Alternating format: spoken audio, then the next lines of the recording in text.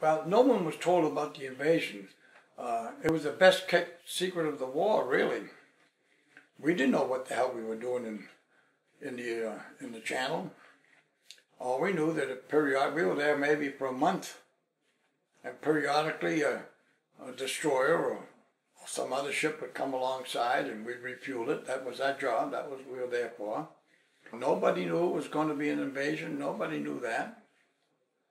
But the day it happened is when we found out that we were invading the beach. My name's Joe Bonavire. I spent 10 years in the United States Navy. I joined just after Pearl Harbor, and I served for 10 years. I was on board ship, USS Chicopee. We went all over the world, so to speak. Joined the Navy, joined the sea the world. We went to North, South Atlantic, the Pacific. We saw a little bit of action. We happened to be fortunate enough to be in the English Channel in 1944, the invasion of D-Day. We went back through the Panama Canal and spent the rest of the war in the South Pacific. Nobody knew anything before. Not even soldiers on the APs out there didn't know what it was all about. So that when it happened, the D-Day, then we knew what we were doing. D-Day, as Winston Churchill said, was the beginning of the end. And people don't realize how close we came to not pulling it off. And as I said before, General Bradley, we're getting reports from the beach all the time, and he was about to take the men off the beach. And whoever the general was on the beach, or the commander, or whoever the senior officer was, asked for another hour. And in that hour, a miracle happened. Without the men getting off the beach, the war wouldn't have ended as soon as it did, that's for sure. Once they got off the beach, as I say, I don't know for what reason I went ashore with my captain the next day, with some reason or other. And I'm sorry to say that I saw bodies on the beach, and yes, it's gruesome, but there were body parts in the water, and the grave registration people were busy, and the beach was just cluttered with all kinds of equipment, and men still pouring ashore. It was a sight I never forget. Even the Iwo Jima and Okinawa, where we put a lot of people on the beach, it had nothing like D-Day. Every nation involved in World War II had men on the beach. Every nation was there. The French had its own Air Force. Australians were with the British. Every Allied participating in World War II was on the beach that day. And as I said before, Churchill said it was the beginning of the end, and it certainly was. Today is D-Day. 69 years ago today is when we landed. I learned later on from my brother, who happened to be on the beach, that the way off the beach was being blocked by a huge block of concrete, something like 20-foot square, big cube. And the engineers got every piece of explosive they could find that was on the beach and shoved it underneath this block of concrete and blew it up. And that was and they were able to get off the beach. Other than that, I guess we'd evacuate them. But I went ashore the day after D+1. I closed my eyes, and the devastation was just unbelievable.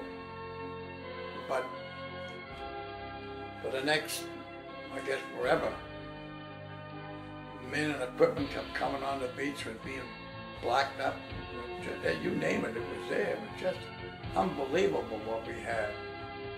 And of course, we stayed around there for about another week or so, and we we went back into the Pacific. Whatever they had us there, we were refueling the ships while we were in the channel. They come alongside, and then we left and went back into the Pacific. But it was a day anybody was there that would never forget it. And the night before, I happened to have the 12 to 4 watch on the bridge. And I looked up and saw those thousands and thousands of planes carrying 101st Airborne. It was an awesome thing. I've read about it, and I have movies of it, and it was a hell of a day. And we don't seem to give those people enough credit today. I don't know why. Roland and I were buddies all the way through the war. And I remember one time, I can't swim even though I was in the Navy. We had a little accident and the explosion threw me over the side. And I'd come up and I could see myself spitting water, and Roland was there alongside me, and he says, Bonavire, he said, what the hell you doing in the water? He said, you know you can't swim. And then I kind of relieved the tension, and he pulled me aboard the life raft and got back on board. But that was funny. But we had a lot of good times. When we came back, we were discharged the same day. Roland was the son of a very wealthy landowner in California someplace. And I got home, I sent him postcards and letters, and I never heard from him.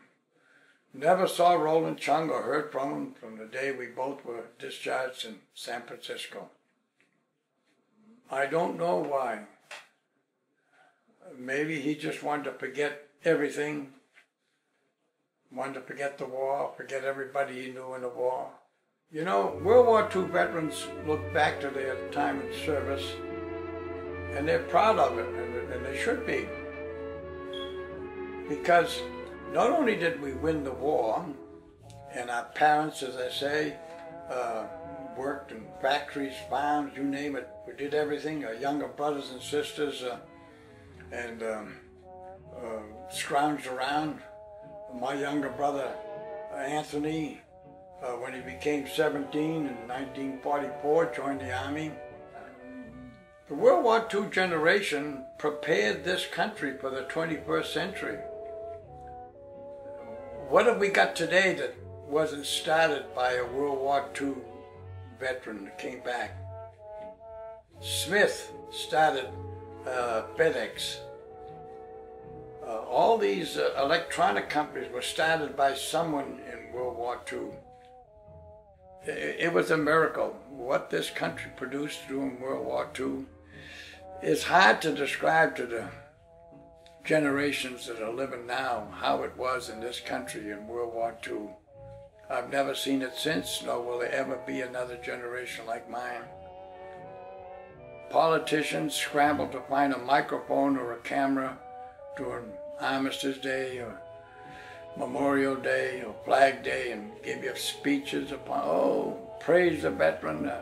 I've heard those speeches so many times, but I'm afraid, ladies and gentlemen, that's all the veteran gets is from our elected officials, is words of praise.